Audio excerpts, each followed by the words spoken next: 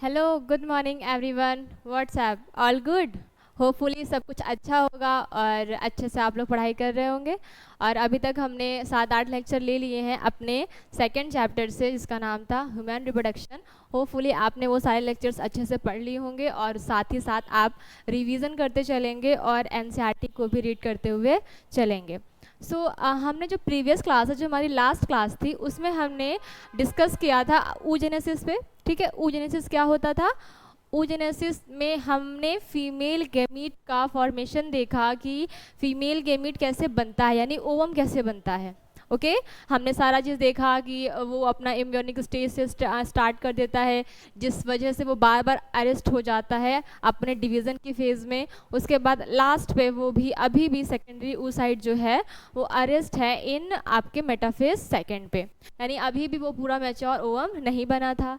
उसके बाद हमने मैमरी ग्लैंड्स पढ़ा।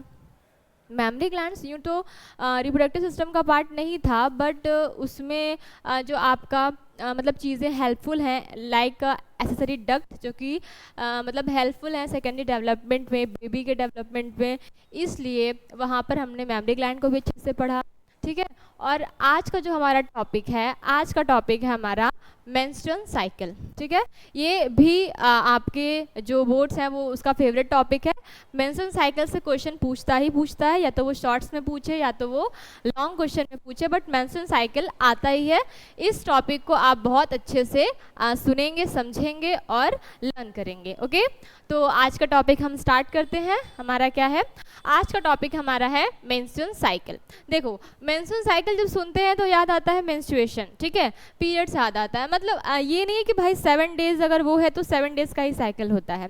वो आपके पीरियड का जो भी ड्यू टाइम आता है, उस चीज़ के लिए वो क्यों आता है? वो इसलिए आता है क्योंकि आप, जैसे कि मैंने बताया था कि हर एक मंथ में आपकी जो ओवरी है, जैसे कि हम ऐसा एक्स्ट्रा में बात कर लें कि आपकी जो ओवरी थी, ओवरी में जैसा कि हमने लास्ट क्लास में पढ़ा था कि बहुत सारे फॉलिकल से बना लेती है अपने एम्ब्रियोनिक स्टेज में। और जब इसकी प्यूबर्टी आ जाती है, ठीक है, जब फीमेल की प्यूबर्टी आ जाती है, तो प्यूबर्टी आने तक केवल आपके 6 to 80,000 जो आपके फॉलिक्यूल यहाँ पर मतलब जो फॉलिकल्स हैं जो इसने बना के रखा था वो बच जाते हैं, बाकी सब क्या हो जाते हैं?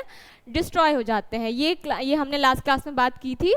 और हमने बात की थी कि हर महीने एक फॉलिकल क्या करेगी? एक फॉलिकल डेवलप करेगी।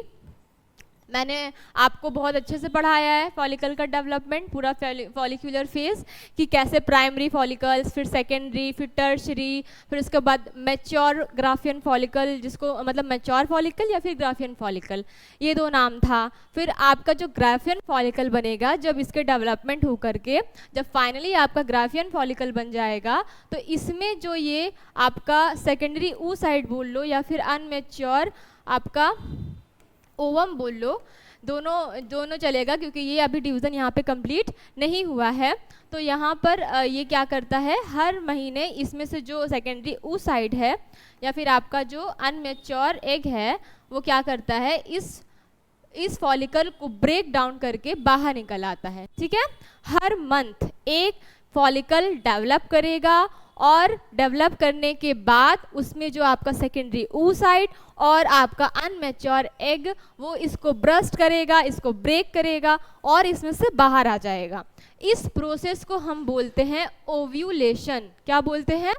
इस प्रोसेस के बोलते हैं ओव्यूलेशन। ठीक है, ओव्यूलेशन हो जाता है और ओव्यूलेशन होने के बाद अगर यहाँ पर स्पर्म का मेटिंग हो गया, ठीक है, स्पर्म आकर के इससे फ्यूज कर गया, तो आपका जो मेंस्ट्रुअल ब्लड है वो नहीं आता, बल्कि जो बेबी का डेवलपमेंट है वो पूरा होने लगता है। ठीक है, और अगर यहाँ पर स्पर्म से मेटिंग नहीं हुआ तो मेंस्ट्रुअल के आपका जो मेंस्ट्रुएशन है उसके थ्रू बॉडी में जो भी आपके यूट्रस आपके में जो चेंजेस आए थे, उन चेंजेस को हमको बॉडी से रिमूव करना पड़ता है, जो कि आपके मेंस्ट्रुएशन के फॉर्म में आपके बॉडी से वो रिलीज होता है।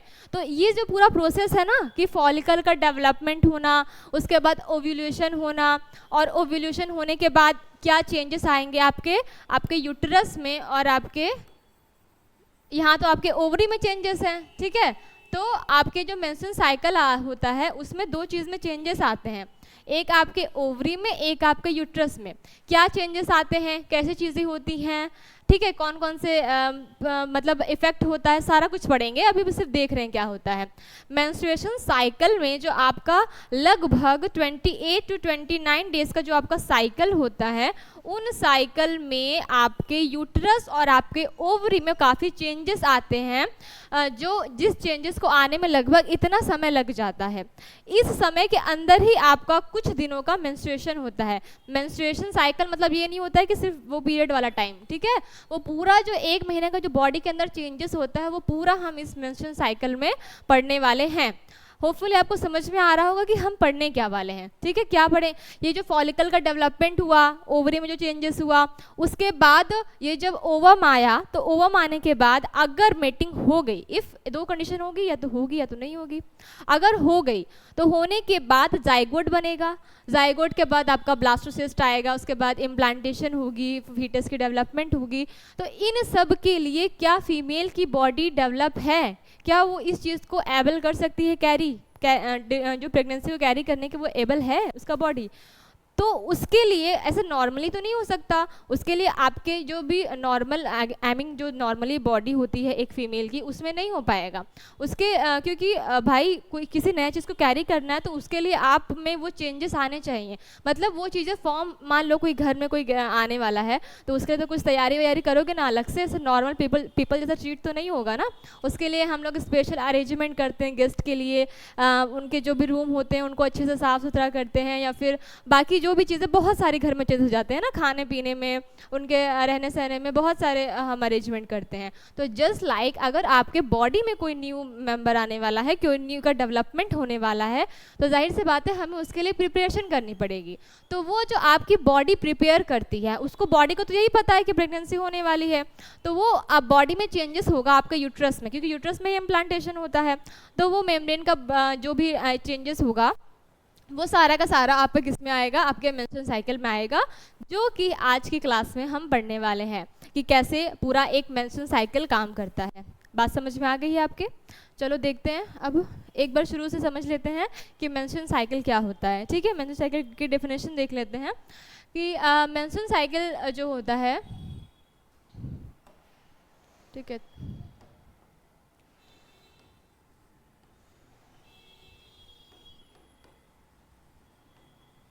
menstrual cycle start with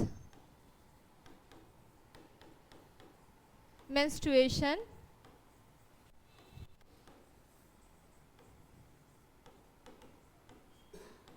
and changes in ovary and uterus in every month,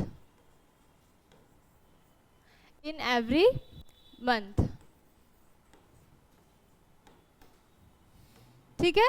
ये आपका क्या हो गया, मेंस्ट्रुअल साइकिल का डेफिनेशन हो गया, ठीक है। अब मेंस्ट्रुअल साइकिल स्टार्ट कब होता है, कैसे कब होता है? मेंस्ट्रुअल साइकिल एक आपकी मैच्योर फीमेल में, ठीक है, आपकी क्या होगी, at a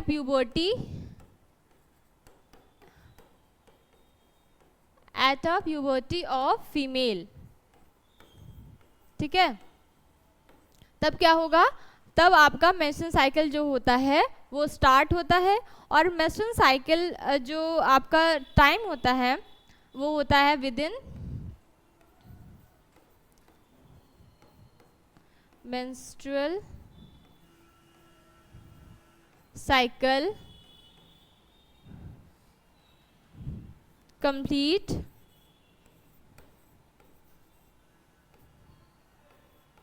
complete within 28 to 29 days generally, ठीक है। ये ऐसा नहीं है कि हमेशा ये साइकिल का जो टाइम है वो आपका 28 to 29 डेज ही हो। किसी किसी में ये 22 डेज, किसी किसी में ये 23 डेज, किसी किसी में मतलब ये या तो 29 के ऊपर भी आ सकता है, जैसे 30, 32, 35।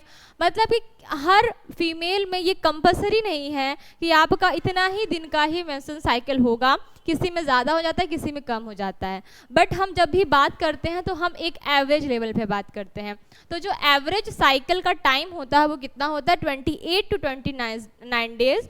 मतलब जो बिल्कुल फीमेल बिल्कुल हेल्दी होगी, उसमें कोई भी प्रॉब्लम नहीं है और मतलब पूरी तरीके से बिल्कुल हेल्दी होगी, तब उसका साइकिल जो होगा वो इतने डेज में होगा कि बस भाई कि 1 मंथ उसका पूरा कम्प्लीटली लगेगा। अदरवाइज अगर कुछ प्रॉब्लम है, ब्लड कम है या ज़्यादा, मतलब जो भी कुछ भी प्रॉब्लम हो सकती है स्ट्रेस की वजह से, समथिंग बहुत सारी चीज़ों की वजह से, या तो मेंस्ट्रुअल साइकिल पहले आ सकता है या तो मेंस्ट्रुअल साइकिल का टाइम लेट हो सकता है, ठीक है। बट एवरेज हम इतना ही मानते हैं। तो क्या होता है, मेंस्ट्रुअल साइकिल स्टार्ट होता है फीमेल में प्यूबर्टी आने के बाद in the age of 12 to 13 years. And क्या होता है, एंड उसमें आपका स्टार्ट होता है मेंस्ट्रुएशन से। मेंस्ट्रुएशन से ये साइकिल स्टार्ट करता है, मेंस्ट्रुएशन फेज से एक्चुअली, ठीक है। उसके बाद इसमें क्या होता है, इसमें आपके ओवरी और यूट्रस में चेंजेस आते हैं in every month menstrual phase,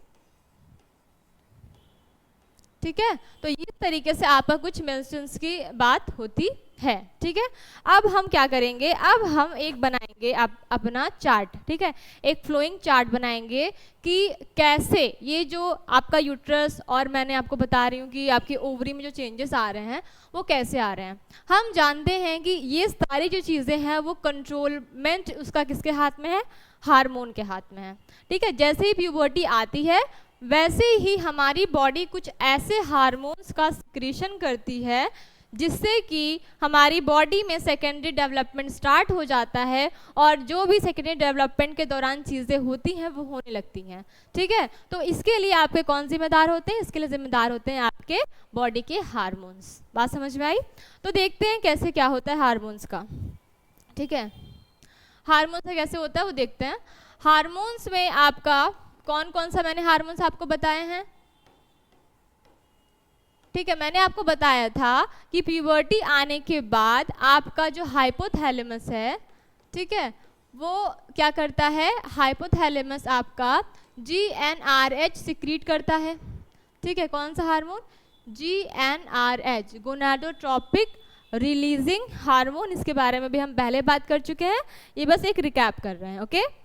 ये क्या करेगा, ये GnRH जा करके आपकी पिट्यूटरी को ऑर्डर देगा, क्या करेगा, आपके पिट्यूटरी को ऑर्डर देगा कि तुम क्या करो, तुम हार्मोन सिक्रेट करो, कौन सा, LH एंड FSH, ठीक है। ये दो हार्मोन क्या करो, ये तुम जा करके सिक्रीट करो। कहाँ पे सिक्रीट करो, ओवरी पे, ठीक है। ये हमारे कौन से हार्मोन है, ये हमारे ओवरियन हार्मोन है दोनों। ये ओवरियन हार्मोन नहीं, ovarian hormone progesterone and oestrogen होते हैं, ठीक है। ये जा करके आप अपने ओवरी पे सिक्रीट करो। सबसे पहले यहाँ पर देखो LH और FSH, इसका फुल फॉर्म जान लेंगे। ये आपका है ल्यूटिनाइजिंग हार्मोन, ल्यूटिनाइजिंग हार्मोन। और ये क्या है आपका, इसका नाम है फॉलिक्यूलर स्टिमुलेटिंग हार्मोन, ओके।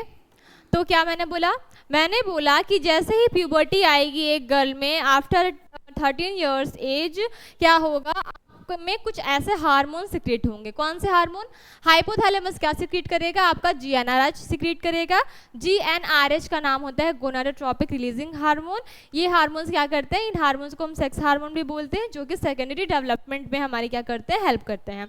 क्या होता है, LH और FSH, हमने मेल में भी बात की थी, ठीक है। LH क्या करता था, लीडिंग सेल को मतलब एक्टिवेट करता था कि तुम हार्मोन सिक्रेट करो, और FSH सर्टोली सेल को करता था स्टिमुलेट, ताकि तुम टेस्ट मतलब जो स्पर्म बनेंगे उसको नरिशमेंट प्रोवाइड करो। याद है मेल वाले में, उसी तरीके से यहाँ पे भी LH और FSH ही सिक्रीट होंगे, बट इनका काम अलग जगह पर होगा। ठीक है, आपका जो FSH है, ठीक है, ये सबसे पहले रिलीज होता है। FSH क्या करेगा, जैसे इसका नाम है फॉलिक्यूलर स्टिमुलेटिंग हार्मोन, नाम ही बता रहा है। तो जैसा कि अभी हमने बात किया था पहले, अभी हमने बात की थी ना इसमें, ये ओवरी वाले पार्ट में, ठीक है, कि क्या है, ये आपका प्राइमरी फॉलिकल था। प्यूबर्टी आने के बाद जब हार्मोन सिक्रीट होगा तो ये क्या करेगा, ये डेवलप करेगा। तो इसका नाम ही क्या है, फॉलिकल है ना। तो फॉलिकल के ऊपर कौन सा हार्मोन कौन सा हार्मोन काम करेगा, आपका FSH, यानी कि फॉलिक्यूलर स्टिमुलेटिंग हार्मोन। ये फॉलिकल्स को जाकर के स्टिमुलेट कर देगा, एक्टिव कर देगा, ताकि ये अपना जो आगे प्रोसेस है वो शुरू कर दे। जैसा कि मैंने आपको बताया था पहले कि जो आपकी फॉलिकल होती है वो अरेस्टेड हो जाती है आपके प्रोफेज 1 में, उसके बाद प्यूबर्टी आने के बाद वापस से डिवीजन चालू होता है। तो कैसे चालू होगा, हार्मोन आगे इसको स्टिमुलेट करेगा, इसको जगाएगा, भाई जग जाओ, अब तुम्हारा काम टाइम आ गया है काम करने का। ठीक है, तो इसको जाके जो अरेस्ट था उसको क्या करेगा, स्टिमुलेट करेगा। कौन सा हार्मोन, फॉलिक्यूलर स्टिमुलेटिंग हार्मोन, जिसकी वजह से क्या होगा, आपकी फॉलिकल की डेवलपमेंट चालू हो जाएगी। ठीक है, लेकिन साथ ही साथ आपका जो LH हार्मोन है, ठीक है, साथ ही साथ जो आपका LH हार्मोन है ये भी क्या करेगा, ये भी आपके जो फॉलिकल्स हैं, जब जैसे जैसे फॉलिकल्स बड़ी होंगी ना वैसे LH भी आएगा, और LH भी आपके फॉलिकल की ग्रोथ में क्या करेगा, हेल्प करेगा। बात समझ में आ रही है, क्या बोला मैंने बोला कि प्यूबर्टी आने के बाद 2 हार्मोन सिक्रीट होंगे, एक LH और FSH। इनका काम क्या होगा, इनका काम होगा कि ये क्या करेंगे, ये करेंगे आपकी फॉलिकल की डेवलपमेंट। ठीक है, फॉलिकल की डेवलपमेंट करेंगे। ठीक है, डेवलपमेंट करेंगे, और जैसे ही फॉलिकल हमारा डेवलप करेगा तभी उसमें जो हमारा oocyte या ओवम है वो बनेगा, तभी हमारी आगे की प्रोसेस होगी। जब फॉलिकल बड़ा हो जाएगा हमारा oocyte भी साथ साथ बढ़ेगा। हमने दोनों चीज़ बात कर चुके हैं, फॉलिक्यूलर स्टेज का भी और आपके जो oogenesis वाला प्रोसेस है उसको भी। इसीलिए मैंने आपको साथ ही साथ समझाया था कि आपका ओव्यूलेशन और आपका oogenesis और आपका फॉलिकुलर फेज दोनों साथ में कैसे मूव करते हैं, पिछली क्लास में मैंने आपको बहुत डिटेल में समझाई है बात। ओके, अब आपको समझ में आना चाहिए। तो मैंने जैसे जैसे आपने देखा था कि जैसे जैसे फॉलिकल बढ़ता रहता है वैसे वैसे हमारी जो हमारा oogenesis है वो भी होता रहता है। ठीक है, फॉलिकल बढ़ेगा, साथ ही साथ हमारा ओवम भी या फिर हमारा सेकेंडरी oocyte भी धीरे धीरे बढ़ेगा, डिवाइड करेगा। ओके, तो आपका जब सेकेंडरी oocyte बन जाएगा तो फिर वहाँ पे क्या हो जाएगा, ओव्यूलेशन हो जाएगा, और ओव्यूलेशन होने के बाद ये फॉलिकल क्या कहलाती थी, कॉर्पस लूटियम। ठीक है, याद है कुछ पिछली क्लासेस का। मेरा कहने का भी इतना सा मतलब है कि ये जो आपका हार्मोन है वो हार्मोन क्या करवाएगा, आपकी जो रुकी हुई अरेस्ट आपकी फॉलिकल थी उस फॉलिकल को जाकर स्टिमुलेट करेगा और उसको ग्रो करने में हेल्प करेगा। ठीक है, उसके बाद आपके 2 हार्मोन और होते हैं, आपके ईस्ट्रोजन और आपके प्रोजेस्टेरॉन, जो कि आपके ओवरियन हार्मोन होते हैं। ठीक है, कौन कौन से आपके होते हैं, एक ईस्ट्रोजन और आपका एक होता है प्रोजेस्टेरॉन। ये मैंने बात किया था जब हम लोग फीमेल रिप्रोडक्टिव सिस्टम पढ़ रहे थे, तब हमने बात की थी कि आपके ओवरी 2 हार्मोन सिक्रीट करती है। ये कौन से आपके हार्मोन है, ये आपके ओवरियन हार्मोन है। ठीक है, जब आपकी फॉलिकल जब डेवलप करेगी ना, जब फॉलिकल धीरे धीरे डेवलप करेगी, बड़ी होगी, प्राइमरी सेकेंडरी टर्सरी ऐसे बनेगी, तो वो क्या सिक्रीट करना चालू कर देगी, वो चालू कर देगी आपका ईस्ट्रोजन सिक्रीट करना चालू कर देगी। ठीक है, फिर ईस्ट्रोजन से क्या होता है, ईस्ट्रोजन से भी मैंने बताया था कि जो आपके फीमेल का जो सेकेंडरी डेवलपमेंट है वो होता है, जैसे कि मेमरी ग्लैंड का डेवलपमेंट होगा फीटस के पोषण के लिए, न्यूट्रिशन के लिए, और क्या होगा, बॉडी स्ट्रक्चर का जो नीचे का हिस्सा जो होता है पेल्विक रीजन वो ब्रॉड हो जाता है, ताकि आपका यूट्रस में थोड़ा स्पेस मिल सके आपके प्रेगनेंसी के लिए। ठीक है, एक्सटर्नल एरिया कैसा हो जाता है, ब्रॉड हो जाता है नीचे का ना, वो चेंजेस होता है। उसके बाद और भी जो भी चीज़ें हैं फीमेल्स में, वो चेंजेस किसकी वजह से होती हैं, आपके एस्ट्रोजन की वजह से। ये बात भी हम पहले कर चुके हैं। ठीक है, एस्ट्रोजन कैसा है, आपके सेकेंडरी डेवलपमेंट में क्या करता है, हेल्प कराता है। उसके बाद प्रोजेस्टेरॉन क्या है, प्रोजेस्टेरॉन आपका प्रेगनेंसी हार्मोन है, प्रेगनेंसी हार्मोन है। ये आपका कब सिक्रीट होता है, ये आपका ओव्यूलेशन होने के बाद जो आपका ये जो फॉलिकल है, मान लो ये फॉलिकल है, ठीक है, ये आपका ग्राफियन फॉलिकल है। ग्राफियन फॉलिकल भी हम लास्ट क्लास में बहुत बार बनाए हैं, ठीक है। मान लो ऐसा कुछ जल्दी जल्दी बना देते हैं। ये आपका क्या है, ग्राफियन फॉलिकल है, ये अंदर आपका क्या है, सेकेंडरी oocyte है, ठीक है। सेकेंडरी oocyte, जब ये ग्राफियन फॉलिकल पूरी मैच्योर हो जाएगी तो ये ग्राफियन फॉलिकल यहाँ से फट जाएगी, ठीक है, यहाँ से फट जाएगी और आपका जो ये ओवम है वो बाहर आ जाएगा। अब ये जो बचा हुआ स्ट्रक्चर है ना, इसको हम ग्राफियन फॉलिकल नहीं बोले थे, हम इसको बोले थे कॉर्पस लूटियम, ठीक है, कॉर्पस लूटियम। जैसा कि मैंने आपको बोला था कि बेचारा लूट गया, इतने सालों तक ये पूरा oocyte ओवम को डेवलप किया, इसको बनाया, ठीक है, सब कुछ किया, उसके बाद लास्ट में क्या हुआ, लास्ट में ओवल्यूशन हो गया और जो इसका अंदर का एग था वही बाहर चला गया, तो बेचारा क्या हो गया, इस लूट गया। इस वजह से हमने याद किया था ऐसा नाम इसका, लूटियम जैसा ट्रिक बताया था ना मैंने, लूटियम, ठीक है। और इसका पूरा नाम क्या होता है, कॉर्पस लूटियम। अब ये जो कॉर्पस लूटियम का स्ट्रक्चर है ये क्या करता है, ये सिक्रीट करता है प्रोजेस्टेरोन हार्मोन को। कौन, कॉर्पस लूटियम। क्यों करता है, ठीक है, क्योंकि क्या हो चुका है, अब आपका हो चुका है ओव्यूलेशन। अब ओव्यूलेशन होने के बाद ये एग जो है आपका, अब ये क्या करेगा, या तो ये स्पर्म के साथ फ्यूज करके जाइगोट बनाएगा, जाइगोट बनने के बाद प्रेगनेंसी हो जाएगी, तो क्या होगा, ये आपका प्रोजेस्टेरोन, मतलब जब एग निकला ना, एग निकल गया, एग ब्रस्ट हो गया, तो अब क्या हुआ, अब प्रेगनेंसी तो होने ही वाली है भाई, एग निकल गया है, बस फ्यूज होगा, उसके बाद हो जाएगा। तो अब इसीलिए अब प्रेगनेंसी हार्मोन रिलीज करेगा आपका कॉर्पस लूटियम, क्या, प्रोजेस्टेरोन को।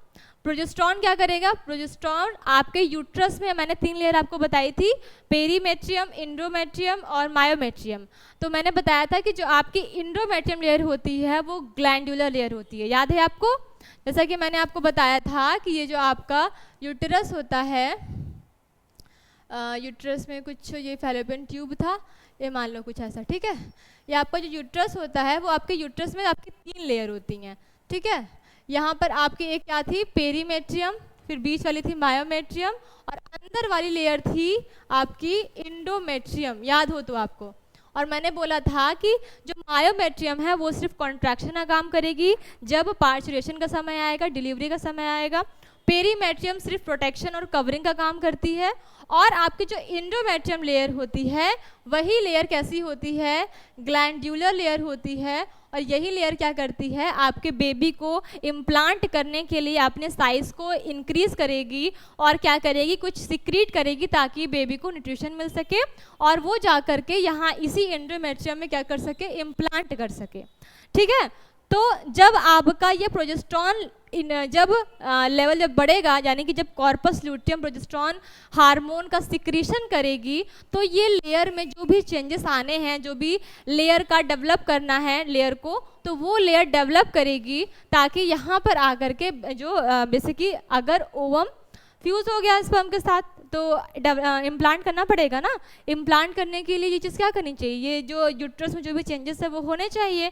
तो इसलिए जैसे ही ओव्यूलेशन हुआ, जैसे ही कॉर्पस लूटियम को ये पता चल गया कि भाई अब एग निकल चुका है, अब ये वाला समय जो भी बेबी का बनने का जो समय है वो नज़दीक आ गया है, तब हमें क्या करना चाहिए, अब हमें प्रोजेस्टेरोन हार्मोन को सिक्रीट करना चाहिए ताकि यूट्रस में उसकी तैयारियां हो सके, ठीक है। गेस्ट आने वाले हैं ये हमको पता चल जाता है 1-2 दिन पहले, तो अब हम उसकी तैयारियां शुरू कर दें, ठीक है। तो इस तरीके से आप ये क्या करेगी, एंडोमेट्रियम लेयर अपने आप को इनलार्ज करेगी, ठीक है। अब जो भी सिक्रेशन इसको करना है ग्लाइकोजन वगैरह का वो सिक्रीट करती है। तो ये सब कौन करता है, ये सब आपका प्रोजेस्टेरोन हार्मोन करता है, इंडोमेट्रियम में जो भी चेंजेस होते हैं उसका। बात समझ में आई है। तो ये हार्मोन कौन सिक्रीट कर रहा है, ये हार्मोन आपका सिक्रीट कर रहा है कॉर्पस लूटियम का स्ट्रक्चर, यानी कि जो आपकी ग्राफियन फॉलिकल थी, जैसे ही ग्राफियन फॉलिकल से एग रिमूव हुआ, ग्राफियन फॉलिकल बन गई कॉर्पस लूटियम और सिक्रीट करने लगी आपके प्रोजेस्टेरोन हार्मोन को। होपफुली समझ में आया होगा ये मैंने अभी तक क्या बात की, ठीक है। मैं यहाँ पर ये बातें चल रही है कि जैसे मेंस्ट्रुअल साइकिल में जो भी चेंजेस हो रहे हैं, आपकी जो भी ओवरी में चेंजेस हो रहे हैं, यानी कि ओवरी में क्या हो रहा है, फॉलिकल का डेवलपमेंट हो रहा है, फॉलिकल मैच्योर हो रही है, साथ ही साथ आपकी सेकेंडरी oocyte और ओवम भी साथ ही साथ बन रहा है, ठीक है। और आपके यूट्रस में क्या हो रहा है, आपके यूट्रस में जो लेयर है उसका फॉर्मेशन हो रहा है।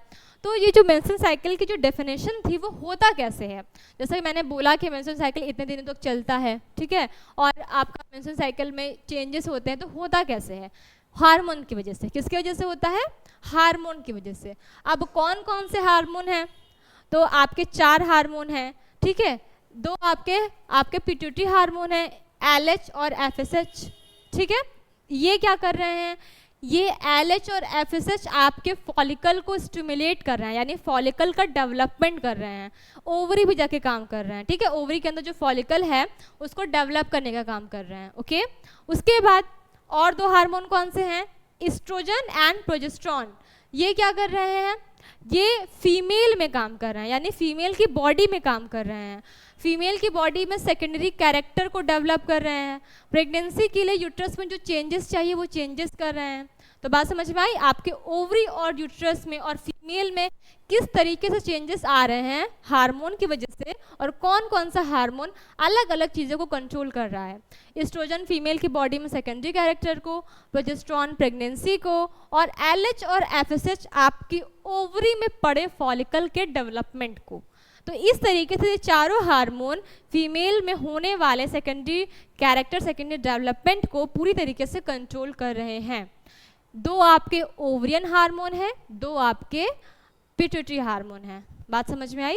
ये कब रिलीज होगा, ये भी मैंने आपको बताया कि सबसे पहले आपका पिट्यूटरी हार्मोन रिलीज होगा। पिट्यूटरी हार्मोन 2 है, उनमें से भी सबसे पहले कौन होगा, FSH, FSH के बाद LH। जब ये फॉलिकल को ग्रोथ कराएंगे, फॉलिकल जब बड़ी होगी, जब ये ग्राफिन फॉलिकल जब बनेगी, तो ग्राफिन फॉलिकल बनने के बाद तब सिक्रीट ज़्यादा अमाउंट में होगा आपका एस्ट्रोजन, ठीक है। एस्ट्रोजन सिक्रीट करना चालू कर देगा, एस्ट्रोजन सिक्रीट करेगा करेगा करेगा, ठीक है। अब और जो भी फीमेल के अंदर डेवलपमेंट है वो होगा। उसके बाद एक ऐसी स्टेज आ जाएगी जब ग्राफिन फॉलिकल फट जाएगा और एग को क्या कर देगा, बाहर रिमूव करेगा। तो उस स्टेज में क्या होगा, उस स्टेज में ये ग्राफिन फॉलिकल का नाम हो जाएगा कॉर्पस लुटियम, क्योंकि ये लुट चुका है, इसका जो भी अंदर का मेन चीज़ था वो बाहर निकल चुका है। अब ये प्रोसेस कहलाया था ओव्यूलेशन, ठीक है। ओव्यूलेशन हो चुका है। ओव्यूलेशन होने के बाद 1 या 2 दिन बाद आपका फ्यूज़न हो जाता है, यानी मेल गैमेट से स्पर्म, जो male gamete female gamete fuse करके जाइगोट बना लेते हैं। तो ओव्यूलेशन होने के बाद प्रेगनेंसी होने का मतलब समय आ जाता है। तो इस वजह से आपका कॉर्पस लुटियम ढेर सारा प्रेगनेंसी हार्मोन सिक्रीट करेगा ताकि आपके यूट्रस में चेंजेस हो जाएं। तो आपको पता चला कौन कौन सा हार्मोन कब कब सिक्रीट हो रहा है और कैसे कैसे चेंजेस आ रहे हैं।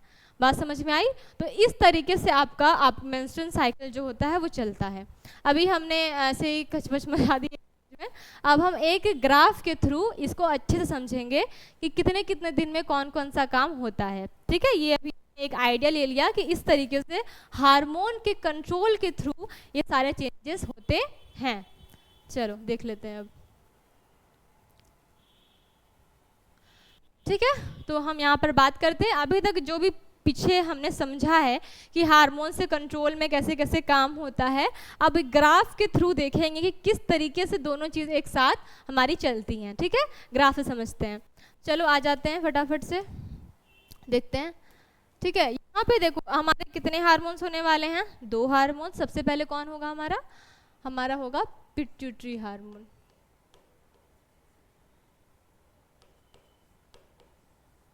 ठीक है। पिट्यूटरी हार्मोन, पिट्यूटरी हार्मोन क्यों बोल रहे हैं, क्योंकि पिट्यूटरी हार्मोन से ही आपका LH और FSH जो हो रहा है वो रिलीज हो रहा है, ओके। तो आपके कौन से हार्मोन हैं, 2, ठीक है। कौन कौन से, इसको अलग से हम लिखेंगे। एक है आपका FSH,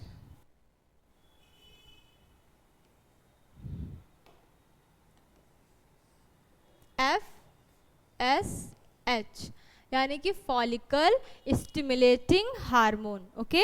सेकंड कौन है आपका, सेकंड है आपका LH यानी कि luteinising hormone, okay. Next one is ovarian hormone,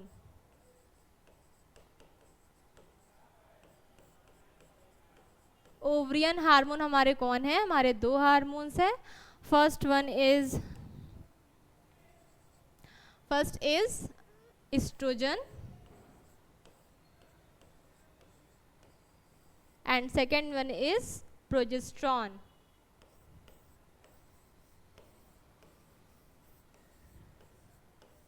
ठीक है, और लास्ट में हम देखेंगे हमारा यूट्रस की लेयर जिसको हम बोलेंगे एंडोमेट्रियम।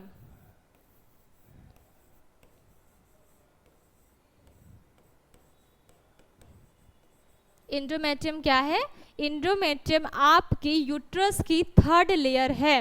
मैंने आपको बताया था कि आपके यूट्रस जो है वो 3 लेयर से मिलकर के बना है। पेरीमेट्रियम सबसे ऊपर वाली लेयर जो कि कवरिंग और प्रोटेक्शन का काम करती थी।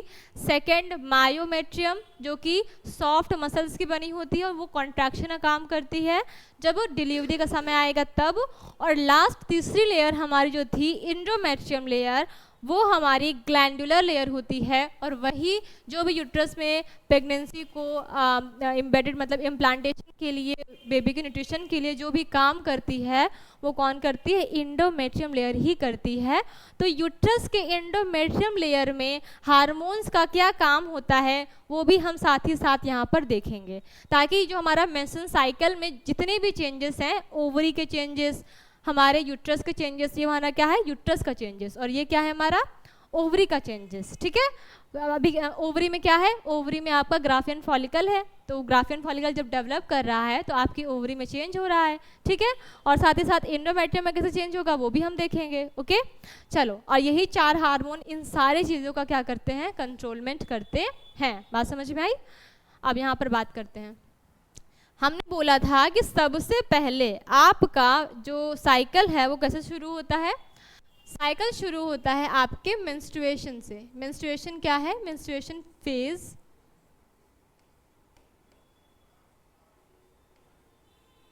Menstruation phase. ठीक है, मेंस्ट्रुएशन फेज क्या है, मेंस्ट्रुएशन फेज वो फेज है जब ये जो एंडोमेट्रियम लेयर की पूरी डेवलपमेंट हो गई, डेवलपमेंट होने के बाद प्रेगनेंसी नहीं हुई। ठीक है, ओव्यूलेशन हुआ, एग बना, एग डीजनरेट कर गया, एग खत्म हो गया, लेकिन जो स्पर्म था और एग था उसका फ्यूज़न नहीं हुआ। तब क्या होता है, तब जो ये आपकी एंडोमेट्रियम जो आपके यूट्रस में जो लेयर फॉर्म होती है वो लेयर क्या करेगी, आपके बॉडी से एक्सक्रीट हो जाएगी, आपके बॉडी से बाहर निकल जाएगी विथ ब्लड। ठीक है, ब्लड के साथ वो सारी जो लेयर्स का जो अरेंजमेंट है वो मेंस्ट्रुअल फ्लो के थ्रू वो बॉडी से रिलीज हो जाता है, ताकि नेक्स्ट मंथ फिर जब ओव्यूलेशन हो तो फिर से ये सारी चीज़ें जैसे होती आती हैं हर मंथ वो हो सके। अंडरस्टूड? सो ये जो समय होता है एंडोमेट्रियम के डिस्ट्रॉय होकर बॉडी से ब्लड के साथ एक्सक्रीट होने का, वो कहलाता है मेंस्ट्रुअल फेज और पीरियड्स और ऋतुस्राव। मतलब हिंदी में ऋतुस्राव बोलते हैं, बहुत चीज़ों से अलग अलग लोग बोलते हैं। ठीक है, तो ये जो आपका मेंस्ट्रुअल फेज है ये कितने दिनों का होता है, ये आपका 3 से 5 दिनों तक का होता है। ठीक है, बहुत लोग में 3 दिनों तक ही ये ब्लड वाला जो सिक्रेशन है वो होता है, बहुत लोग में 5 दिन तक होता है। ठीक है, तो 3 से 5 दिनों के बीच में आपका जो ये मेंस्ट्रुअल वाला फेज है वो होता है। यहाँ पे हम एंडोमेट्रियम बना लेते हैं छोटी सी। ठीक है, और यहाँ पे आपका बना लेते हैं ब्लड का फ्लो। तो यहाँ पर क्या हो रहा है, आपका ब्लड का फ्लो होता है, धीरे धीरे कैसा हो जाता है, ख़त्म हो जाता है। ठीक है, ये फेज को हम बोलते हैं मेंस्ट्रुएशन फेज, जो कि आपके मेंस्ट्रुअल साइकिल का आपका पहला स्टेप होता है। ठीक है, यहाँ से मतलब स्टार्ट होता है आपका जो मेंस्ट्रुअल साइकिल है वो आपका मेंस्ट्रुएशन फेज से ही क्या करता है, स्टार्ट करता है। ये आपकी एंडोमेट्रियम एकदम ख़त्म है, एकदम डिजनरेट है, और यहाँ पे कहाँ पर क्या हो रहा है, यहाँ पर हो रहा है आपका ब्लड फ्लो, और धीरे धीरे ये क्या हो जाएगा, कम हो जाएगा। बात समझ में आ गई मेंस्ट्रुएशन फेज की? अब साथ ही साथ इस मेंस्ट्रुएशन फेज में ही आपके ओवरी की, ठीक है, आपके ओवरी में जो आपकी ग्राफियन फॉलिकल है, जो आपकी प्राइमरी ग्राफियन फॉलिकल है, जो कि हमने ऐसे कुछ बनाया था कि बीच में हमारा प्राइमरी ऊ साइड था, उसके बाद ये हमारी एक लेयर थी, उसके बाद ये अलग से ऊपर एक लेयर थी, ठीक है। उसके बाद बीच में फिर जैसे जैसे फॉलिकल का डेवलपमेंट हुआ था तो सेकेंडरी बनी, फिर उसके बाद टर्शरी बनी, इस तरीके से बनी। लेकिन जब ओवरी के अंदर आपकी ये ग्राफियन फॉलिकल है तो बहुत सारी है, और सारी ग्राफियन फॉलिकल प्राइमरी फॉलिकल के स्टेज में है। कौन से स्टेज में है? प्राइमरी फॉलिकल के स्टेज में बहुत सारी फॉलिकल्स आपकी ओवरी में पड़ी हुई हैं। अब उन सारी फॉलिकल्स में से हर महीने किसी एक फॉलिकल को यह मौका मिलेगा कि वो फॉलिकल क्या करे, डेवलप करे, और डेवलप करने के बाद वो जो उसका अंदर जो ओवम है उसको भी मतलब बाहर रिलीज करे। किसी एक फॉलिकल को ये मौका मिलेगा, ठीक है। तो उस पहले ओवरी में से किसी एक फॉलिकल को ये मौका मिला, अब उस फॉलिकल पे सिक्रीट होगा आपका एफएसएच, ठीक है। थोड़ा सा नीचे बनाना चाहिए था फॉलिकल मुझे, क्योंकि मुझे लेवल बताना है। आपकी ओवरी नीचे बना देते हैं ताकि ये क्या हो जाए, ये आपके ग्रैनुलोसा सेल्स हैं, ठीक है, याद हो आपको। तो बीच में आपका क्या था? बीच में आपका था प्राइमरी oocyte, ठीक है, और अगल बगल इसके क्या हो जाती थी, इसके जो कॉर्टेक्स की जो सेल्स होती थी वो उसको पास बुला लेता था और बाद में एक लेयर को यहाँ पर बना देता था, और ये क्या बन जाता था? ये बन जाता था आपका प्राइमरी फॉलिकल। ये सब जब हम oogenesis की बात कर रहे थे तो हमने इसमें समझा था कि जो आपकी ओवरी में दो पार्ट थे, एक आपका कॉर्टेक्स, एक आपका मेडुला। उसमें जो आपकी प्राइमरी oocyte पाई जाती थी वो क्या करती थी, वो कॉर्टेक्स की सेल को अपने पास बुला करके एक लेयर बनाती थी सेल्स की, इसको हम ग्रैनुलोसा सेल्स बोलते थे। और फिर इसको एक ग्रुप अलग कर लेती थी उस कॉर्टेक्स की सेल से, इसको हम बोल देते थे प्राइमरी फॉलिकल। और इस तरीके की फॉलिकल वो अपने जब वो फीटल के फॉर्म में थी, जब मम्मी के अंदर डेवलप कर रही थी, तभी ये सब कुछ बना लेती है वो। इसीलिए इसको क्या कर दिया गया था, इसीलिए इसको अरेस्ट कर दिया गया था गॉड की तरफ से कि भाई ये सब काम कब होता है, ये सब प्यूबर्टी आने के बाद होता है, ये अभी नहीं होता है। तो इसको प्रोफेज 1 में अरेस्ट कर लिया गया था और इसका नाम था प्राइमरी फॉलिकल। अब उन सारी फॉलिकल्स में से किसी एक फॉलिकल को मौका मिला कि अब तुम अरेस्ट से छूटो और तुम डेवलप करो।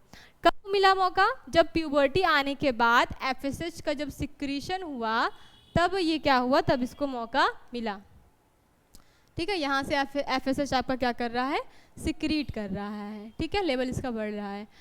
और लेवल जब बढ़ेगा तो ये क्या करेगी, ये साथ ही साथ ये भी डेवलप होगी, कुछ इस तरीके से बड़ी होगी, ठीक है। बड़ी होने के बाद ये जो इसके अंदर की चीज़ें हैं वो मतलब साथ ही साथ ये भी बड़ी होगी, ठीक है। यहाँ पर मेंस्ट्रुएशन चल रहा है, मेंस्ट्रुएशन के साथ ही साथ ओवरी में किसी एक फॉलिकल को हमने सिलेक्ट कर लिया है और उसका हम डेवलपमेंट करवा रहे हैं। प्राइमरी, सेकेंडरी बनाएंगे, टर्शियरी बनाएंगे, फिर ग्राफियन फॉलिकल बनाएंगे, ठीक है। चलो यहाँ पे आपका मेंस्ट्रुएशन फेज चल रहा है। उसके बाद क्या है, चलो ये आपका एफएसएच हुआ, फिर एफएसएच सिक्रीट कर रहा है और ग्राफियन फॉलिकल की यहाँ पे डेवलपमेंट हो रही है। अब आपका एलएच जो है ये भी आपका अब क्या करेगा, ये भी अब आपका सिक्रीट होगा। सबसे पहले एफएसएच होगा, एफएसएच के बाद आपका कौन होगा, उसके बाद आपका एलएच सिक्रीट करेगा, ठीक है। अब क्या होगा, अब यहाँ पर आपकी जो फॉलिकल है वो और बड़ी होगी, वो बनेगी टर्शरी फॉलिकल, ठीक है। टर्शरी फॉलिकल में हमने क्या क्या बात की थी, जो आपकी ग्रैनुलोसा सेल है वो क्या कर लेती है, डबल लेयर फॉर्म कर लेती है, और आपका ये जो प्राइमरी oocyte है वो सेकेंडरी oocyte बन जाता है। और सब चेंजेस याद हैं कि नहीं याद हैं? ये आपकी जो ग्रैनुलोसा सेल्स है वो क्या कर लेती है, डबल लेयर फॉर्म कर लेती है। फिर बीच में क्या होता है, बीच में आपका एंट्रम बन जाता है। एंट्रम क्या था, एंट्रम टर्शरी फॉलिकल का कैरेक्टरिस्टिक फीचर था। एंट्रम क्या है, एंट्रम इज नथिंग बस दिस इज कैविटी, मतलब एक खाली स्थान जो कि कॉर्टेक्स की सेल क्या होती थी, कॉर्टेक्स की सेल आपकी साइड में हो जाती थी, ग्रैनुलोसा सेल्स जो भी थी, और आपकी बीच में खाली स्थान आ जाता था जिसको हम बोलते थे एंट्रम, ठीक है। और एक लेयर और फॉर्म हो जाती थी जिसको हम बोलते थे ट्यूनिका। कहाँ गया एक लेयर और फॉर्म हो जाती थी, ठीक है, ऐसे ऐसे कुछ एक लेयर और फॉर्म हो जाती थी।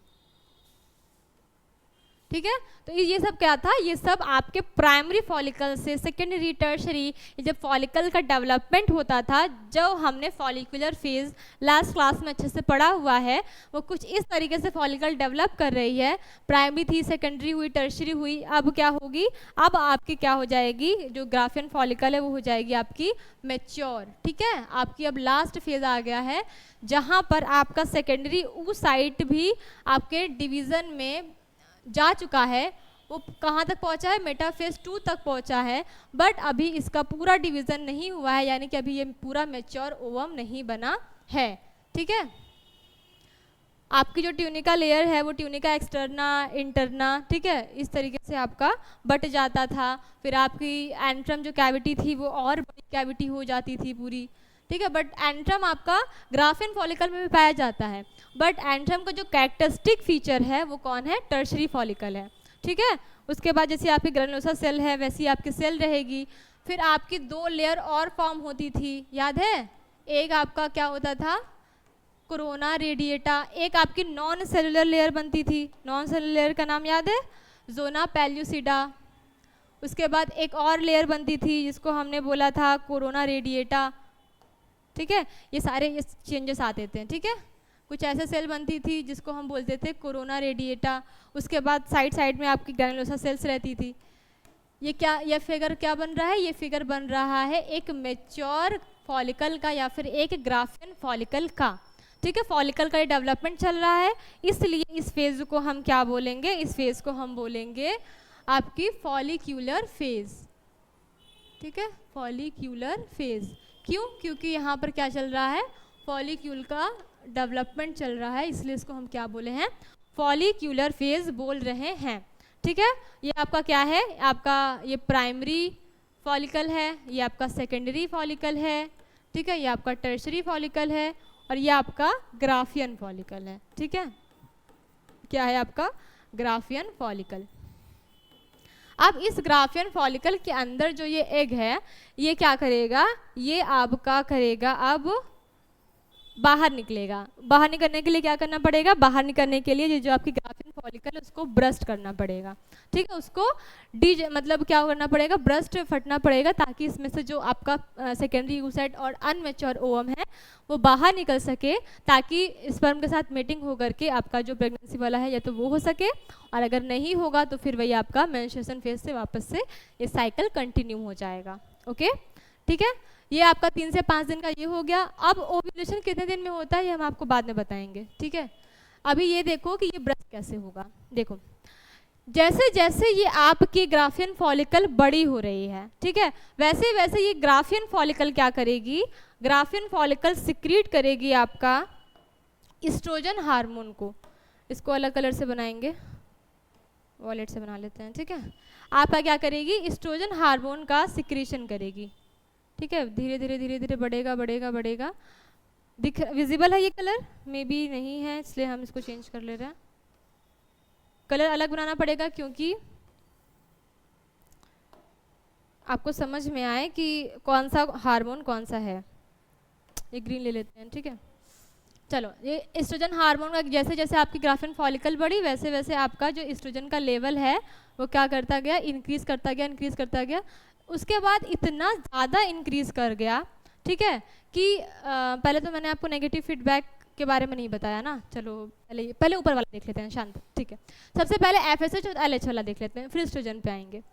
FSH हार्मोन आपका क्या कर रहा है, सिक्रीट कर रहा है, और आपकी जो ग्राफियन फॉलिकल है वो आपकी डेवलप कर रही है। साथ ही साथ आपका क्या कर रहा है, साथ ही साथ आपका LH भी सिक्रीट कर रहा है, और दोनों मिल करके मस्त अपना ग्राफियन फॉलिकल के डेवलपमेंट कर रहे हैं। लेकिन जैसे ही ये फॉलिकल बड़ी हुई, ठीक है, ये फॉलिकल बड़ी हुई और इसने क्या किया, इसने एस्ट्रोजन हार्मोन का सिक्रेशन स्टार्ट किया। तो जैसे ही एस्ट्रोजन हार्मोन का सिक्रेशन बढ़ा, ठीक है, तो एस्ट्रोजन हार्मोन क्या करेगा, एस्ट्रोजन हार्मोन जा करके आपके FSH और LH को नेगेटिव फीडबैक दे देगा। नेगेटिव फीडबैक देने का मतलब क्या है, आइए समझते हैं एक बात। कि देखो, जैसे कि ये आपका हाइपोथैलेमस है, ठीक है, हाइपोथैलेमस है, अब ये आपका हाइपोथैलेमस में क्या कर रहा है, जैसे कि वो क्या करता है, जीएनआरएच को ऑर्डर देता है कि तुम क्या करो, तुम हार्मोन सिक्रीट करो।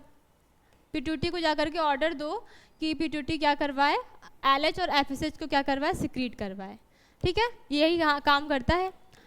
अब जब एलएच और एफएसएच सिक्रीट हुए, सिक्रीट होने के बाद जो आपकी फॉलिकल है वो जैसे जैसे बढ़ना चालू कर गई, बढ़ने के बाद उसने क्या किया, उसने आपका इस्ट्रोजन हार्मोन का सिक्रीशन को स्टार्ट कर दिया। किसने किया, आपके फॉलिकल ने, जो फॉलिकल आपकी क्या कर हो रही थी, डेवलप हो रही थी।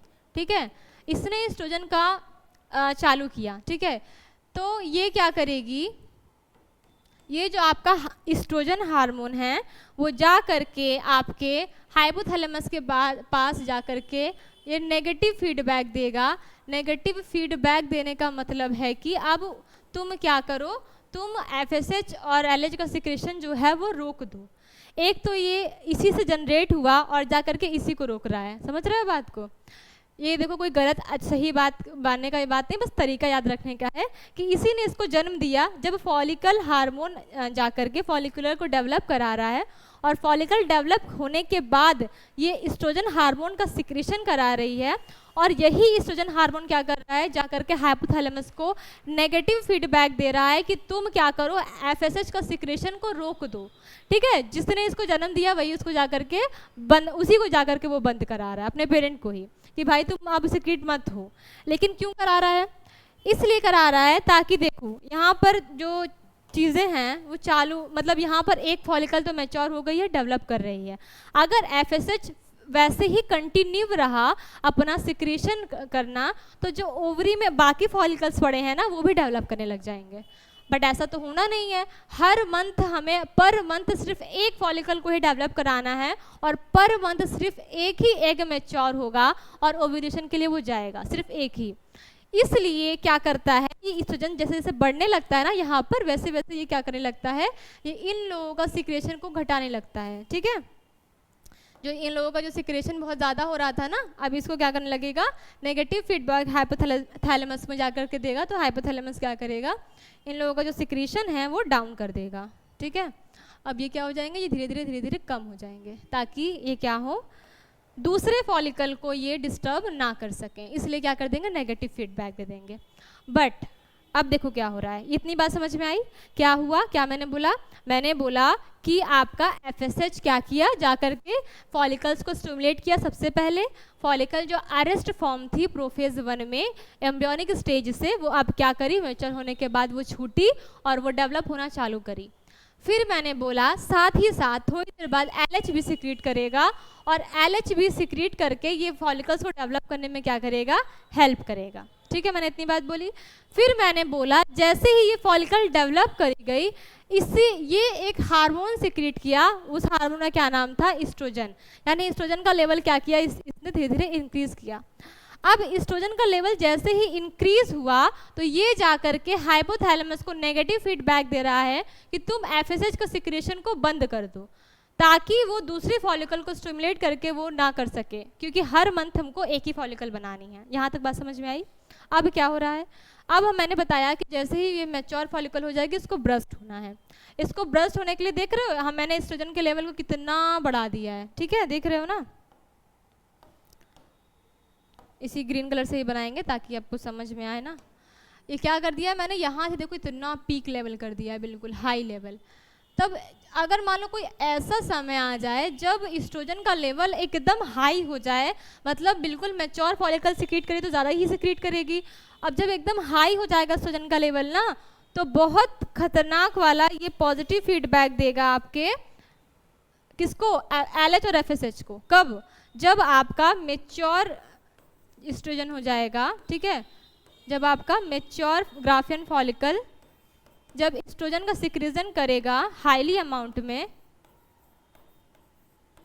ठीक है, हाईली अमाउंट में, तो क्या होगा, तो ये जो नेगेटिव फीडबैक दे रहा था उसको छोड़ करके भयंकर सा पॉजिटिव फीडबैक देगा। ठीक है, पॉजिटिव फीडबैक बहुत ज़्यादा अमाउंट में। ठीक है, इतना ज़्यादा अमाउंट में कि इसको बोलते हैं आपका एलएच सर्ज। ठीक है, क्या बोलते हैं, देखो क्या होता है कि आपका जो LH है वो देखो कितना बढ़ जाएगा, या करके इससे पूरी बड़ी सी पीक बन जाएगी। और यहाँ पे साथ ही साथ आपका जो एस्ट्रोजन है इसकी भी पीक बनेगी, बट ये LH से कम बनेगी। ठीक है, तो इस तरीके से जब एस्ट्रोजन का लेवल एकदम से जब एस्ट्रोजन का लेवल हाई हुआ, तो जो वो नेगेटिव फीडबैक दे रहा था कि FSH LH को बंद करो, वो अचानक से बहुत ज़्यादा अमाउंट में पॉजिटिव फीडबैक दे देगा किसको, LH और FSH को।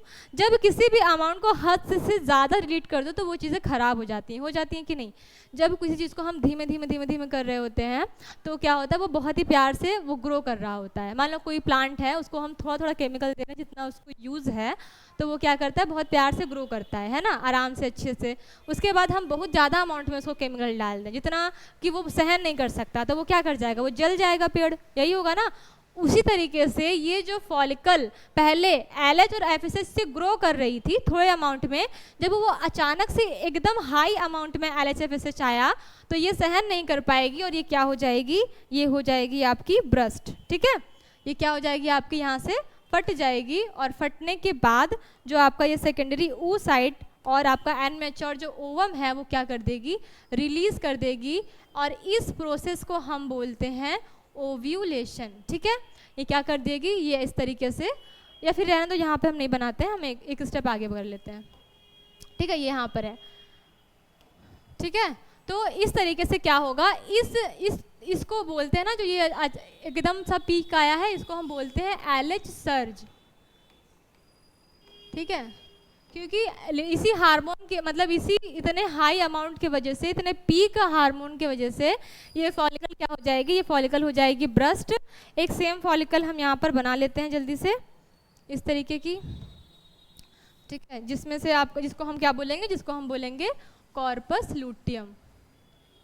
छोटी सी बनाएंगे, ज़्यादा बड़ी नहीं बनाएंगे।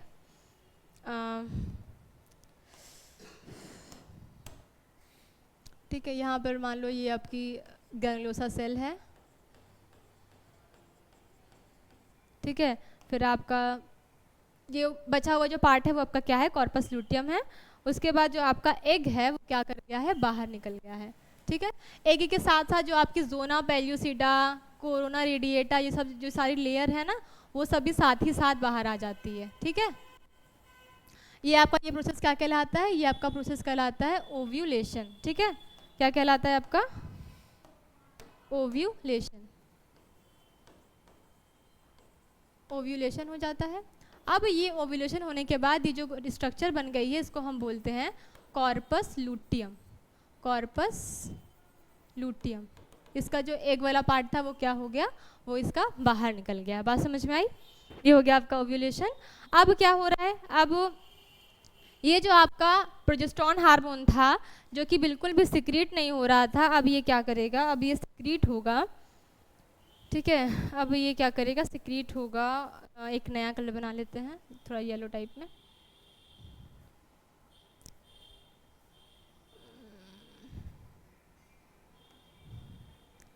ठीक है, चलो, तो अब क्या होगा, अब जो प्रोजेस्टेरोन हार्मोन कैसा था, बिल्कुल ब्लैंक, बिल्कुल सीधा था, सीधा सीधा सीधा। अब जैसे ही कॉर्पस लूटियम आएगी वैसे ही ये क्या करेगा, ये हाईली सी एक पीक बनाएगा। उसके बाद ये भी बाद में डाउन हो जाएगा। अब जो ये पीक बना रहा है, ये पीक के साथ साथ क्या होगी आपकी, ऐसे है, फिर आपकी यहाँ पर इंडोमेट्रियम लेयर की क्या हो जाएगी, इंडोमेट्रियम लेयर भी क्या कर जाएगी, आपकी ग्रो कर जाएगी। देख रहे हो कितना मोटा हो गया है। ठीक है, यहाँ पे कुछ नहीं था। जैसे ही प्रोजेस्टेरोन का सिक्रेशन हाई होगा वैसे ही आपके जो इंडोमेट्रियम की जो थिकनिंग है वो भी कैसी हो जाएगी, लार्ज हो जाएगी। क्योंकि आपकी इंडोमेट्रियम में क्या होना है, इम्प्लांटेशन होना है। किसके थ्रू होगा, ये होगा आपके प्रोजेस्टेरोन के थ्रू। और जब आपका प्रोजेस्टेरोन इतना ज़्यादा लेवल में रिलीज होगा तो जो आपका एस्ट्रोजन हार्मोन है वो धीरे धीरे पहले घटेगा, फिर घटने के बाद एक और पीक लेगा, पीक लेने के बाद वापस से घट जाएगा। तो इस तरीके से ये हार्मोन का जो होता है वो सिक्रेशन होता है। LH FSH के साथ क्या होगा, LH FSH को जो पॉजिटिव फीडबैक भयंकर से मिला, अचानक से ये खूब बड़े हुए, मतलब बहुत हाई अमाउंट में रिलीज हुए, उसके बाद ये भी ठंडे हो जाएंगे। ठीक है, क्यों, क्योंकि ये जो आपका एलएच हार्मोन मतलब जो आपका कॉर्पस ल्यूटियम है वो क्या करने लगेगा, आपका प्रोजेस्टेरोन सिक्रीट करने लगेगा और आपके फॉलिकल का कोई भी काम यहाँ पर अब नहीं है, फॉलिकल बचा ही नहीं है तो फॉलिकल को करेंगे क्या। इसलिए जो आपका एफएसएच और एलएच है वो कैसा हो जाएगा, वापस से ये डाउन हो जाएगा और यहाँ से अब शुरुआत हो जाएगी आपके प्रोजेस्टेरोन हार्मोन की, जो कि आपका प्रेगनेंसी हार्मोन है और आपका प्रोजेस्टेरोन का लेवल एकदम हाई है जैसा कि आप देख सकते हो, और इंडोमेट्रियम भी साथ ही साथ बहुत अच्छे अमाउंट में ग्रो कर गई है। और आपका जो एस्ट्रोजन था, एस्ट्रोजन का लेवल पहले घटेगा, उसके बाद एक और पीक लेगा, उसके बाद वो भी कैसा हो जाएगा, डाउन हो जाएगा। अब क्या है, अब हम देखेंगे, अब ये जो आपका कॉर्पस लूटियम है, ये कॉर्पस लूटियम भयंकर अमाउंट में प्रोजेस्टेरोन हार्मोन रिलीज कर रहा है, जैसे कि हम देख रहे हैं। ये कब तक सिक्रीट करेगा, अब मान लो ये एग है, ठीक है, एग मैंने आपको बताया था 24 घंटे तक रहता है, उसके बाद एग क्या हो जाता है, डीजनरेट हो जाता है, मैंने बताया था। ठीक है, ये एग को थोड़ा सा हम ऊपर शिफ्ट कर लेंगे, ठीक है, एग को थोड़ा यहाँ पे ऊपर शिफ्ट कर लेते हैं ताकि अभी हमें कॉर्पस लूटियम का बनाना है स्ट्रक्चर। तो एग यहाँ पर बना और एग 24 घंटे के बाद क्या हो जाएगा, 24 घंटे तक ही रहेगा, उसके बाद ये एग क्या हो जाएगा, डीजनरेट कर जाएगा। ठीक है, 24 हर्ट्ज तक स्पर्म का वेट करेगा, अगर स्पर्म आया तो हो जाएगी मेटिंग और अगर नहीं आया तो फिर ये क्या कर देगा, डीजनरेट। लेकिन बॉडी को ये पता है कि ओव्यूलेशन हो चुका है, बॉडी को ये नहीं पता है कि प्रेग्नेंट मतलब फ्यूज़न नहीं हुआ, बॉडी को ये बात पता नहीं होती है, इसलिए वो 7 दिनों तक ये क्या करेगा, खूब 7 दिन तक ये क्या करेगा, खूब अच्छे अमाउंट में आपका जो कॉर्पस लूटियम है वो प्रोजेस्टेरोन को भर भर के सिक्रीट करेगा। 7 दिनों के बाद अब इसे पता चल जाएगा कि भाई इम्प्लांटेशन तो हो ही नहीं रही है एंडोमेट्रियम में, एंडोमेट्रियम तो मैंने तैयार कर दिया है, सब कर दिया है, इसको 7 दिनों तक हमने डेवलप कर दिया है। अब 7 दिनों के बाद जब ये वेट करता रहेगा कि भाई चलो चलो कुछ दिन और वेट कर लेते हैं, कुछ दिन शायद हो जाए, 7 दिन इसको लग गए डेवलप करने में। ठीक है, अब ये 7 दिनों तक ये क्या करता है, वेट करता है। ठीक है, 7 दिन तक इसको लग जाते हैं, ये जो इतना ज़्यादा एस्ट्रोजन हार्मोन को सिक्रीट किया है 7 दिनों तक सिक्रीट करके पूरी लेयर बनाएगा, फिर 7 दिनों तक ये वेट करता है कि प्रेगनेंसी तो हुई नहीं है, इम्प्लांटेशन तो हुई नहीं है, शायद अब हो जाए अब हो जाए। ऐसे करते करते बेचारा कॉर्पस ल्यूटियम जो होता है वो धीमे धीमे वेट करता है और वेट करते करते ये क्या हो जाता है, बिल्कुल कैसा हो जाता है, डीजनरेट हो जाता है, बिल्कुल छोटू सा हो जाएगा और छोटू सा होकर के बिल्कुल ख़त्म हो जाएगा। ठीक है, और जैसे ही ये कॉर्पस लूटियम खत्म हुआ, कॉर्पस लूटियम 14 दिनों के अंदर बिल्कुल समाप्त हो जाता है। कॉर्पस लूटियम क्या था, कॉर्पस लूटियम आपका फॉलिकल ही था, बट उस फॉलिकल में से एग निकल गया था। ठीक है, तो ये क्या करने लगा था, प्रोजेस्टेरोन हार्मोन सिक्रीट किया 7 दिनों तक, 7 दिनों तक वो सिक्रीट करने के बाद पूरी अरेंजमेंट कर लिया, फिर देखा भाई ये तो हुआ ही नहीं इम्प्लांटेशन, 7 दिनों तक वेट किया, वेट करते करते वो छोटा होता गया, होपलेस होता गया कि अब नहीं होगा अब नहीं होगा, और बिल्कुल ख़त्म हो गया। और जैसे ही ख़त्म होगा वैसे ही आपका प्रोजेस्टेरोन कैसा हो जाएगा, एकदम लो, और एस्ट्रोजन भी कैसा हो जाएगा, लो, और शुरू हो जाएगा आपके एंडोमेट्रियम का ख़त्म होना, डिजनरेट होना, और आपका मेंस्ट्रुअल फ्लो यही इसी जगह से क्या हो जाएगा, पूरी लेयर जो होगी ये पूरी डीजनरेट करेगी और आपके मेंस्ट्रुअल फ्लो के साथ साथ ये सारी लेयर क्या हो जाएगी, आपके बॉडी से एक्सक्रीट कर जाएगी। बात समझ में आया, ये कैसे हुआ पूरा एकदम प्रोसेस। सबसे पहले आपके ओवरी में चेंजेस हुए, ठीक है, फॉलिकल में चेंजेस हुए, फिर आपका हार्मोन किस तरीके से बढ़ा घटा। सबसे पहले एफएसएच रिलीज हुआ, फॉलिकल को स्टिमुलेट किया, साथ ही 7 दिन उसका एलएच आया, एलएच उसका साथ दे रहा है, दोनों मिल करके बढ़िया सा फॉलिकल को ग्रो करा रहे हैं। जैसे ही फॉलिकल ग्रो किया, डेवलप किया, उसने एक हार्मोन को सिक्रीट किया जिसका नाम था एस्ट्रोजन हार्मोन, और एस्ट्रोजन हार्मोन ने क्या किया, जाकर उन्हीं लोगों के साथ गद्दारी की, और गद्दारी करने के बाद उन्हीं का सिक्रेशन क्या करा दिया, बंद करा दिया। ठीक है, उसके बाद क्या हुआ, उसके बाद एक ऐसा समय आया जिस समय एस्ट्रोजन हार्मोन बहुत ज़्यादा अमाउंट में रिलीज हुआ, जिसकी वजह से एलएच और एफएसएच को भयंकर पॉजिटिव फीडबैक चला गया। ठीक है, जब कोई चीज़ हद से ज़्यादा होती है तो चेंजेस तो आ ही जाते हैं, ठीक है, वो नेगेटिव फॉर्म में ही आते हैं। तो ये क्या हुआ, जब इतना ज़्यादा ये बढ़ गया तो जो इसको नेगेटिव फीडबैक दे रहा था उसकी जगह पे उल्टा हो गया, पॉजिटिव फीडबैक दे दिया। पॉजिटिव फीडबैक देने पर ये हार्मोन बहुत तेज़ी से बढ़े एक समय के लिए, और जैसे ही बढ़े वैसे ये ग्राफिन फॉलिकल ब्रस्ट हो गई, क्योंकि वो उतना हार्मोन नहीं झेल पाई, ठीक है। तो उतना फिर ये ब्रश कर गए, ब्रश करने के बाद यहाँ पर आपका एग जो था वो आपके ग्राफिन फॉलिकल से रिमूव कर गया, और ये आपका जैसा कि मैंने बताया था फिम्बरी द्वारा कैच कर लेगा और वो चला जाएगा आपके फैलोपियन ट्यूब के अंदर, ठीक है। और ये आपकी ओवरी में काम चल रहा था, ठीक है। फिर ओवरी में क्या हुआ, ये आपका कॉर्पस लूटियम बन गया।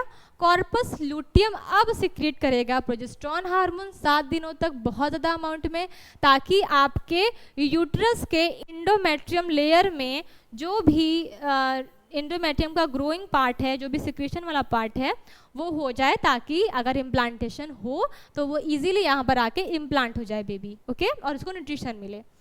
तो ये 7 दिनों तक तैयारी किया। तैयारी करने के बाद अब वेट कर रहा है, अब फर्टिलाइजेशन होगा, अब प्रेगनेंसी होगा, मस्त वेट कर रहा है।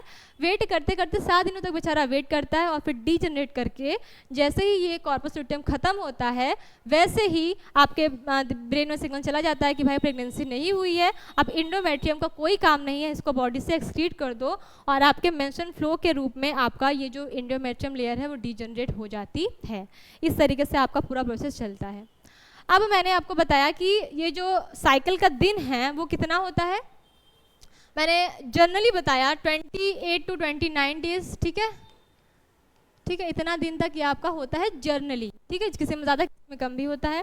अब अगर आपको आ जाता है कि ओव्यूलेशन की डेट निकालिए कि ओव्यूलेशन कितने दिन हुआ, वैसे तो लोग बोल देते हैं कि 14 दिन पे हो जाता है, क्योंकि मिडिल में बता देते हैं कि मिडिल में 28 दिन का मानते हैं, मिडिल में बता देते हैं कि 14 दिनों में आपका ओव्यूलेशन हो जाता है, और 7-7-14 ये दिन, ये दिन कंपलसरी होता है, ठीक है, 7 दिन इसको बनने में लगते हैं, 7 दिन इसको डीजनरेट में करते हैं, ये आपका फिक्स टाइम होता है।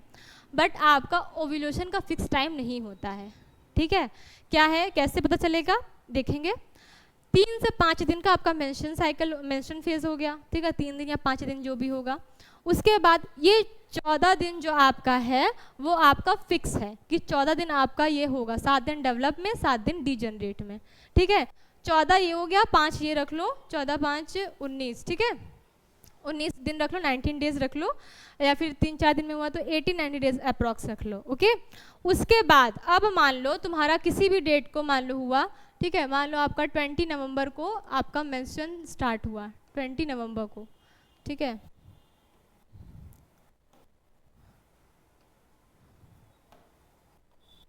20 नवंबर को आपका मेंस्ट्रुअल क्या हुआ, स्टार्ट हुआ, और आपका अगर 10 दिन ये रख लो, 30 और 20, तो यहाँ पर आपका 18 दिसंबर, नवंबर के बाद दिसंबर आता है, ठीक है, तो 18 दिसंबर में यहाँ पर आपका क्या हुआ है, आपका मेंस्ट्रुअल फिर से स्टार्ट हुआ है, ठीक है। एक साइकिल आपका एक साइकिल से लेकर आपके नेक्स्ट बिगिन जो साइकिल होता है, फर्स्ट मेंस्ट्रुएशन स्टार्ट से नेक्स्ट मेंस्ट्रुएशन तक का जो टाइम होता है वही कहलाता है आपका मेंस्ट्रुअल साइकिल। उन्हीं टाइम के बीच को हम क्या बोलते हैं, मेंस्ट्रुअल साइकिल, एक मेंस्ट्रुएशन फेज स्टार्ट करके अगले मेंस्ट्रुएशन तक का। तो मान लो एक हमको 20 नवंबर को आया, 10 दिन नवंबर में रख लो, 30 और फिर 18 दिन, यानी कि 28 दिन, 28 दिन का हम साइकिल माने कि हमारा 28 को नेक्स्ट मेंस्ट्रुएशन फिर से यहाँ पे स्टार्ट हुआ है, ठीक है। तो अब इसमें से 14 दिन ये और 5 दिन वो, यानी 19 दिन यहाँ पर घटा दो। 19 दिन घटाने के बाद आपको आपकी ओव्यूलेशन की डेट यहाँ पर मिल जाएगी, ठीक है। अगर मान लो 18 दिन घटा रहे हो तो आपको यहाँ पर 18 दिन घटा रहे हो तो कितने को मिल जाएगा, आपको 30 नवंबर अप्रॉक्स को आपको ओव्यूलेशन की डेट यहाँ पर मिल जाएगी। तो आप बता सकते हो कि आपका ओव्यूलेशन कितने दिन का हुआ। क्या यहाँ पे 14 दिनों का आ रहा है ओव्यूलेशन, यहाँ पे कितने दिनों का आ रहा है, 10 दिनों का। मतलब ऐसे तो नॉर्मल लोग बोल देते हैं कि 14 दिनों में ओव्यूलेशन हो जाता है और 14 दिन इसको मान लेते हैं, ठीक है। बट अगर आपको रियली मतलब ओव्यूलेशन की डेट निकालनी है तो आप इस तरीके से निकाल सकते हो, या फिर आपका ये जो मेंस्ट्रुएशन का फेज़ है ना इसको भी छोड़ दो, सिर्फ आप अपना यहाँ पे 14 दिन घटा देना। 14 दिन घटाने के बाद ये मेंस्ट्रुएशन वाला मत घटाना, ठीक है, सिर्फ 14 घटा देना अपने डेट में से, 14 दिन घटा देना, और जो भी आएगा आपका वो आप उसको लिख लेना। 19 मत घटाना, सिर्फ कितना घटाना, सिर्फ 14 घटाना। 14 घटाने के बाद आपका जितना भी यहाँ पर डेट आएगा वही आपका क्या हो जाएगा, वही आपका ओव्यूलेशन की डेट यहाँ पर हो जाएगी, ठीक है। अब जितना भी आए वो आप कैलकुलेट कर लेना, ठीक है। यहाँ ऐसे आप क्या निकाल सकते हो, ऐसे आप ओव्यूलेशन की डेट को निकाल सकते हो। कैसे? आपका 20 नवंबर को पहला मेंस्ट्रुएशन स्टार्ट हुआ, दूसरा कब हुआ? 18 दिसंबर को हुआ। अब इस 18 दिसंबर में से आप 14 दिन को माइनस कर देना, 14 माइनस करोगे आपका 4 दिसंबर आएगा, ठीक है। आपका यानी कि 4 दिसंबर को क्या हुआ है? 4 दिसंबर को आपका ओव्यूलेशन हुआ है। अब इस 20 नवंबर से इस 4 दिसंबर के डेट को मेंशन करें ना कि कितने दिन में आपका ओव्यूलेशन हुआ, तो आपका 14-15 दिन के अंदर आपका जो ओव्यूलेशन है वो आ जाएगा। मैंने ऐसे नॉर्मल ले लिया 28 दिन का, इसलिए 14 दिनों पर आ गया। अगर मान लो किसी का 29 का होता है, किसी का 30, किसी का 22, किसी का 23, तो इस तरीके से आपकी ओव्यूलेशन की जो डेट है वो आगे पीछे होती। मेरे बताने का सिर्फ इतना सा मीनिंग है कि ये जो आपकी ये वाली डेट होती है ना, ये आपकी डेट फिक्स होता है। 7 दिन का डेवलपमेंट, 7 दिन का डेट, ये फिक्स होता है। बाकी आपकी जो मेंस्ट्रुएशन की फेज डेट है या फिर नेक्स्ट मेंस्ट्रुएशन की डेट है वो आगे पीछे होती है। तो किस तरीके से आप अपने ओव्यूलेशन का डेट फाइंड कर सकते हो वो मैं आपको बता रही हूँ। डेट लिख लेना कितने दिन का है, उसमें से 14 दिन को माइनस कर देना, फिर जो भी आपका समय बचेगा वो आपका क्या कहलाएगा? वो आपका कहलाएगा ओव्यूलेशन डेट, ठीक है, कि इतने दिन पे आपका ओव्यूलेशन हुआ है। बात समझ में आ गई? चलो, तो आज हमने पढ़ लिया अपना मेंस्ट्रुएशन साइकिल, सारे हार्मोन की चीज़ में हमने पढ़ ली। मेंस्ट्रुएशन साइकिल क्या होता है? मेंस्ट्रुएशन साइकिल मेंस्ट्रुएशन फेज से स्टार्ट होता है और changes in ovary and uterus in every month, किस तरीके से चेंजेस हुए वो हमने देखा। कब होता है? At a puberty of female 13 years old में, ठीक है। इतने दिन में ये प्यूबर्टी क्या करती है? हार्मोन का सिक्रेशन करती है। कैसे करती है हमने सब देखा। और मेंस्ट्रुएशन साइकिल कब कंप्लीट होता है? लगभग 28 से 29 दिनों में ये आपका मेंस्ट्रुएशन साइकिल कंप्लीट हो जाता है। फिर आपका कैसे कैसे यूट्रस में चेंजेस आए, पहले हमने हार्मोन के बारे में समझा। 2 हार्मोन है, एक आपका पिट्यूटरी हार्मोन है, एक आपका ओवरियन हार्मोन है। तो 2 हार्मोन इसके, 2 हार्मोन इसके, 4 हार्मोन टोटल हैं। उस हर हार्मोन का क्या क्या तरीका था फ्लो करने का, कैसे कौन सा क्या काम कर रहा था, सारा चीज़ को हमने अच्छे से यहाँ पे डिस्कस कर लिया है। ओव्यूलेशन की डेट अगर आपको अलग से फाइंड करने के लिए कभी पूछ लेता है तो आप क्या करोगे? जो जितना भी डेट मान लो दिया है फर्स्ट का, फिर आपके नेक्स्ट साइकिल का बिगिनिंग का जो डेट है, उस डेट के दौरान आप 14 दिनों माइनस कर दोगे। यदि 18 में से 14 दिन माइनस कर दिया, कितना आ गया? 4 दिसंबर। अब इस दिन से इस दिन की जो दूरी होगी वही आपकी कहलाएगी ओव्यूलेशन की डेट, ठीक है। मैंने 28 दिन का साइकिल यहाँ पे लिया है, इसलिए करेक्ट 14 दिन पे ओव्यूलेशन आ रहा है, जो कि आपकी एनसीईआरटी या बुक में दिया होता है। बट अगर साइकिल की डेट 28 ना हो करके कोई और डेट होती तो यहाँ पर 14 दिन ना आकर के 15, 13 ऐसे करके आपका ओव्यूलेशन का दिन आता कि इतने दिनों में आपका ओव्यूलेशन हुआ है। ओव्यूलेशन क्या है? ग्राफियन फॉलिकल का रप्चर होकर एग का बाहर निकल जाना। बात समझ में आई? चलो, अब हम नेक्स्ट क्लास में अपना पढ़ेंगे कि जो ये एग है ना, अब हम मानेंगे कि फ्यूज़न हुआ है। फ्यूज़न होने के बाद जो भी ये लेयर लेके निकला है, कोरोना रेडिएटा और जोना पेलिस्टिडा, जो कि मैंने पिछले लेक्चर में पढ़ाई थी आपको, मैंने आपको बोला था कि ये सब हम आगे पढ़ेंगे कि इन लेयर का क्या काम है, वो हम कल के लेक्चर में पढ़ेंगे जब हम पढ़ेंगे फर्टिलाइजेशन, ठीक है। तो आज के लिए इतना ही, इसको अच्छे से रिवाइज करिए, थोड़ा इंपॉर्टेंट टॉपिक है, थोड़ा कॉम्प्लेक्स है, मैंने कोशिश की आपको अच्छे समझाने की। तो कल मिलते हैं, थैंक यू सो मच।